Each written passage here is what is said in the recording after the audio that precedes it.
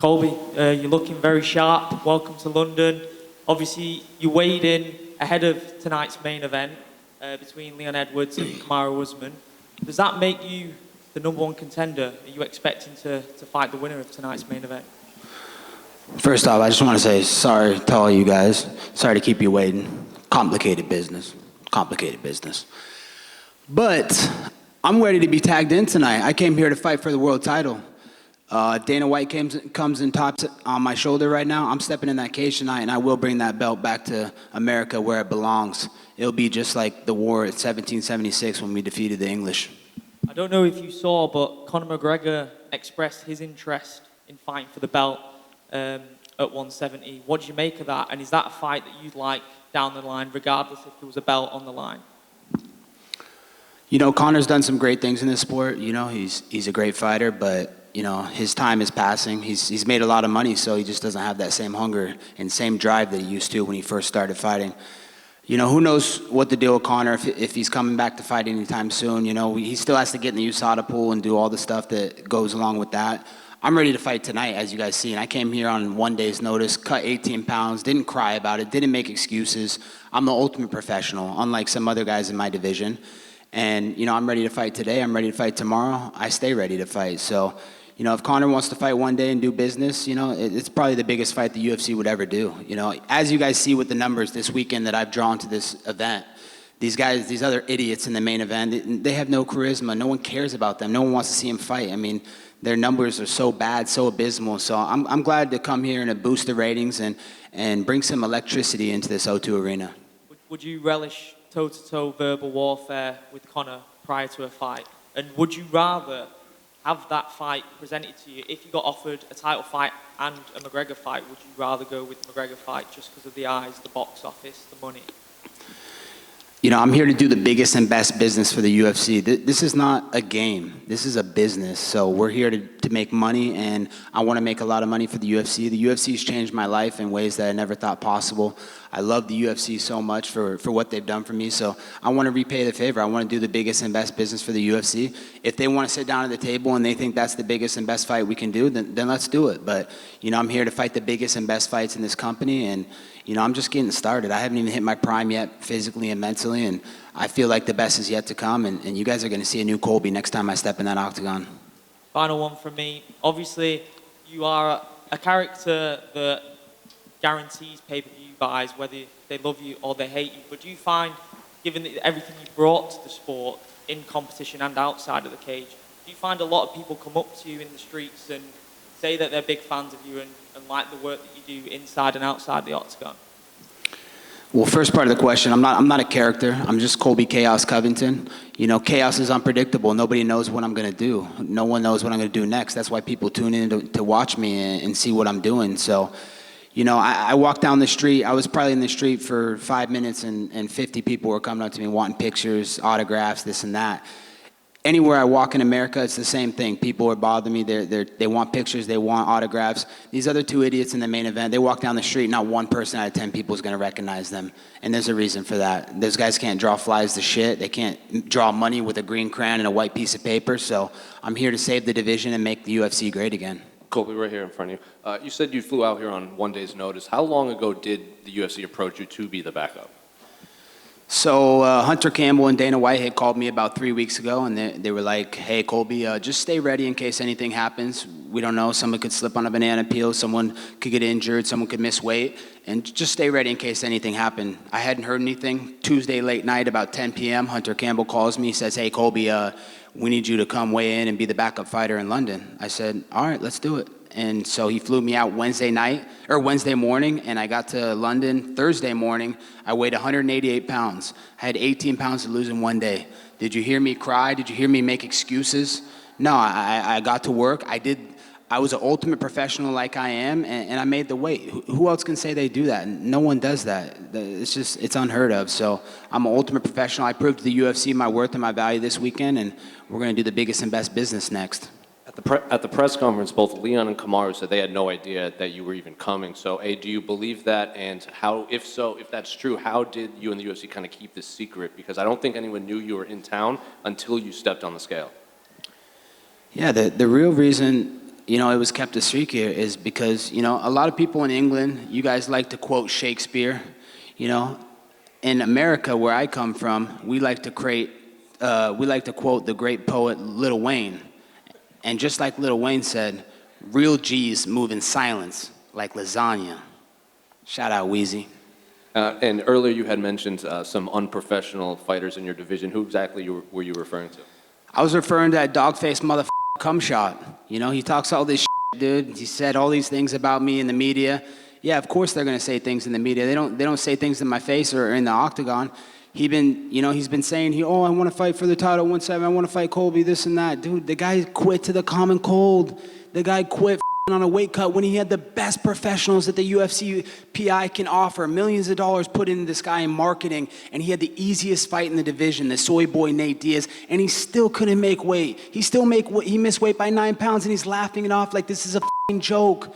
He's a joke. The guy sucks at fighting. He's unprofessional, and I don't want to ever hear that guy's name again. You guys hype him up to be this great giant. The guy couldn't hold my jockstrap.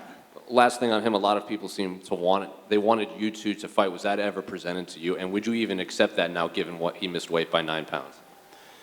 It was never formally presented to me. We talked about it. It was the fight that I wanted. I wanted to derail that hype train. Everybody was building him up to be colossal, like he was this great fighter. I saw the quitter in him from the start. I knew he had no cardio. I knew I would expose his gas tank and make him break inside 5 rounds. The guy quit in 3 rounds. I mean, what's he going to do when he gets porn star cardio and the cardio king for 5 rounds? So, I was begging to fight that. I was chomping at the bit, but we saw how unprofessional he was. They gave him the easiest fight, Nate Diaz, to set it up to fight me the next fight, to build this up and make it a spectacle, and he couldn't do it. He's out there laughing, missing weight by 9 pounds when he had the best professionals in the world, the UFC PI. So the guy's a clown. I don't want to ever hear that guy's name in this division again. Let that dog-faced motherfucker rot in 85. Colby, one last one for me. Will you be in attendance at the pay-per-view in Miami? I'm chaos. I'm unpredictable. I may not. I might be with the Mamacita in South Beach that night. I don't know where I'll be. It's tough to say where I'll be tomorrow. I can't predict the future. I'm just gonna come in here tonight, and hopefully Dana White comes and taps on my shoulder, and I get to sub in and win this world title and bring it back to American soil. Colby, just over here, just going off of that. What do you think about the fight with Jorge and Gilbert Burns? How do you see that going down? I could care less about 2 jobbers in the division fighting each other. I'm here to do big business for the company. I came out to London to put some sizzle on this event. There was no charisma. No one was talking about this event. Like, I had my buddy, from the Miami Beach Police Department, and he was talking about how all the guys love fighting at the department, and they're like, hey, who's fighting this weekend? What's going on? Who's the fight? Like, these guys are avid fight fan lovers, and they had no idea there was even a fight this weekend. That's how irrelevant these guys are. And you guys saw that with my numbers yesterday at my weigh-ins. I did more numbers and more clickbait for all you guys than anybody else would have ever done. And it's not even close. So, I don't care about anybody else in my division. I just want to fight the biggest and best fights. I want to fight for the title, and I'm the best fighter this division's ever seen. And of course, I know you said you wanted to step in tonight, but obviously if that doesn't happen, do you have a time frame that you want to get back in there? I'm ready to fight tonight. I'm ready to fight tomorrow. I'll be ready to fight next week. As you saw, UFC flew me out here on 1 day's notice, and I was ready to fight either one of these guys in the main event. Actually, I'd rather fight both of them in the main event at the same time. That's how serious I am right now. I'm finally in my physical and mental prime. I feel better than I've ever felt, and I'm ready to go. I was ready to fight these guys on a moment's notice. I'm ready to step in that octagon right now. I got my mouth guard and my cup in the back. So I'm ready to go right away. Whenever UFC and Hunter and Dana and we sit down and we decide what the biggest and best business for this company is, then we'll come back and fight. Colby, sorry, just last one. And of course, you've obviously been matched up. You've fought Usman before, but you haven't fought Leon before. If Leon was to retain the title, how do you see that fight for yourself? I see it looking a lot like 1776, and I see him going home in a pine coffin. Colby, just in front of you here. Of course, you've been away from the game for a while. How much are you enjoying being on stage, doing this kind of thing right now? Being at the weigh and seeing the numbers coming in the other day? I love it. This is what I live for. I'm a born fighter. This is my life. Some guys are part-time fighters, and they only train when they're in training camps. I love fighting. I was born to be a fighter. I'm a bred fighter, and I love everything around it, the hype, everything. Just everybody telling me what I can and can't do. All the idiots and clickbait merchants out in the media that try and think they can make these fake headlines and this fake news and actually think it's true. But the fans know the truth. That's what you saw with these numbers this weekend was the fans, you know, clamoring for me to come back. They want to see the real champ come back. They want to see the people's champ, America's champ, and the most important title of them all, Donald Trump's favorite fighter. Shout out Donald Trump, the 45th president of the United States and the soon-to-be 47th president of the United States. He would have been the 46th if they didn't rig the election, but, you know, he's the greatest president in American history, and he's going to come back and make America great again. What do you think of his impending arrest next week? More fake news, more political sham. You know, they're just weaponizing the DOJ and all you know, the FBI to, you know, look at this stuff. They raided his home for no reason. The Mueller report, the Russian collusion, all the hoaxes around him. All they constantly do is make up fake news about him. They don't have anything on him. This is just because they're afraid of him, and they know he's coming back and he's going to be the president in 2024, and they're just trying to stick something to him, but they got nothing. Finally, for me, you know, I wanted to ask about, obviously a lot has happened in your past. I'm sure you're not allowed to talk about some of the stuff that has happened over the last year, but I wanted to ask you in particular, there's guys that were around you at the time, one in particular is Bob Menery character. When have you last spoken to him, and is that relationship still something that's there, or have you guys fallen out? Yeah, I don't have a relationship with Bob Menery. The only reason that I had met him was through the Nelk boys, through Kyle and those guys, because I did the podcast with those guys. So, you know, of course, I was hanging around the Nelk boys and those guys, and, you know, I don't know what to believe with that guy. I think he set me up with what happened, but, you know, I'll let that work out the way it does. I ironically ran into him at the Super Bowl. He was like there, and I crossed paths with him. He was trying to get a picture. I'm like, no, dude, I'm not taking a picture. We're not friends. We never were friends. So, you know, I just think he's a fake guy, and you know, no relationship. Colby, just over here. How do you see the main event going today, anyway, between Edwards and Usman? Who do you think will win? You know, I don't really care. I don't think the fans care. I think the fans wanted to see me in there tonight, and I hope one of them trips on a cord, walk into the cage, so I can step in and fight and go make that division great again and win that title. Bilal Muhammad was talking about how maybe him and yourself potentially could have been the ultimate fighter coaches. How close was that coming to fruition? Who? Bilal Muhammad is like top 5. Never heard of him, man. That's interesting, dude. He's never heard of him. I don't.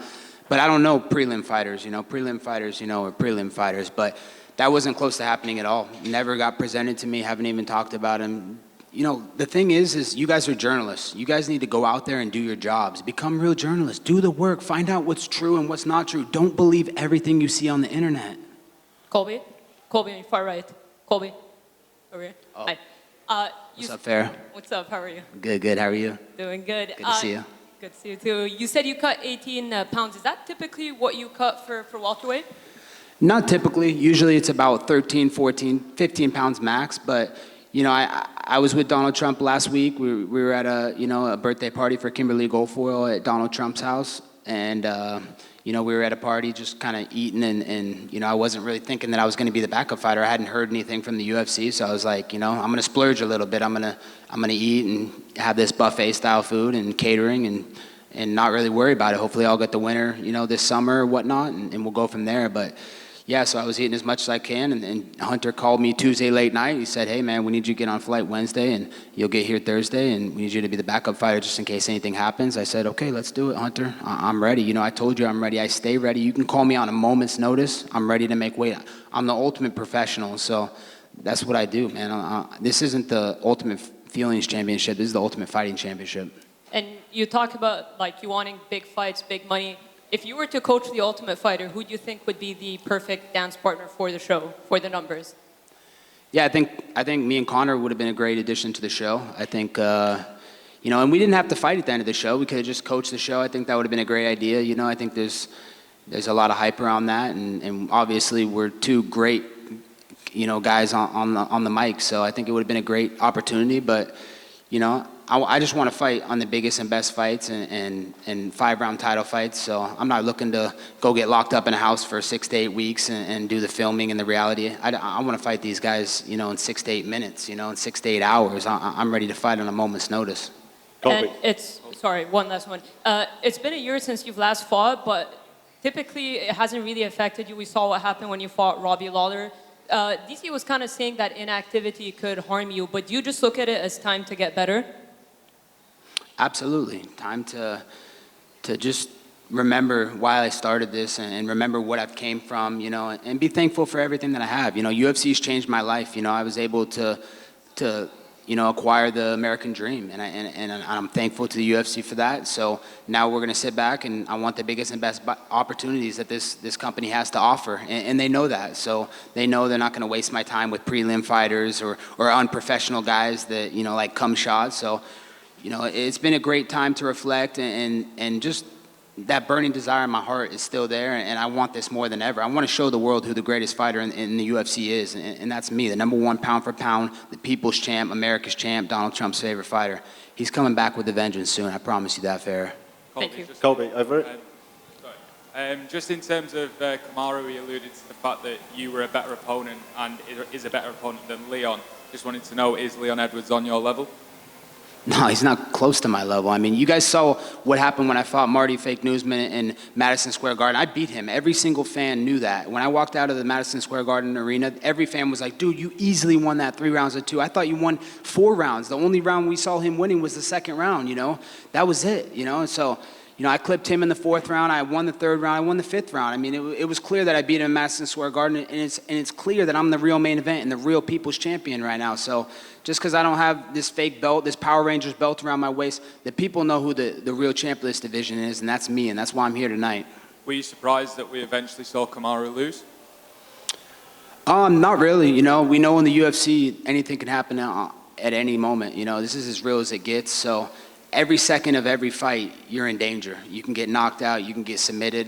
That's what makes this the purest sport of them all. So, man, UFC is a beautiful thing, and, you're never truly out until the last second of the fight. And then just final one from me. In your eyes, what makes you the greatest UFC superstar at the moment?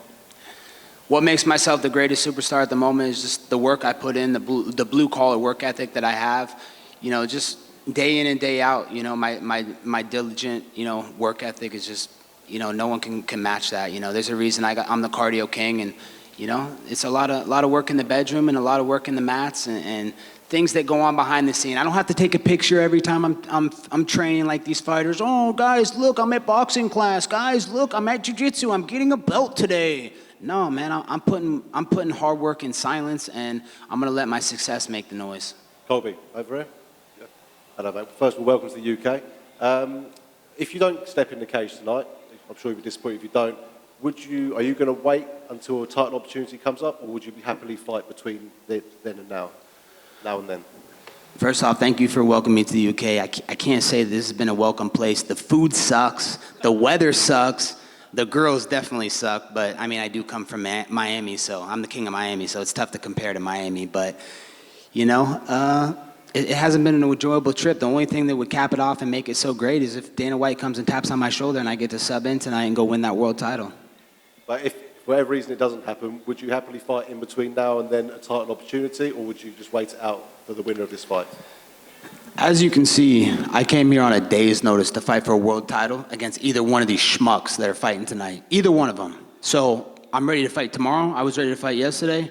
I'll be ready to fight whenever. I mean, it's up to the UFC. This is not a game. This is a business. We're here to make money. We're here to draw money and make this company business money. So whenever we can come up with the biggest and best fight that makes sense for this business, then we'll come back and I'll come out and play, and I'll put money in all your guys' bank accounts, because you guys used to love my name for the clickbait so you guys can put money in your bank accounts.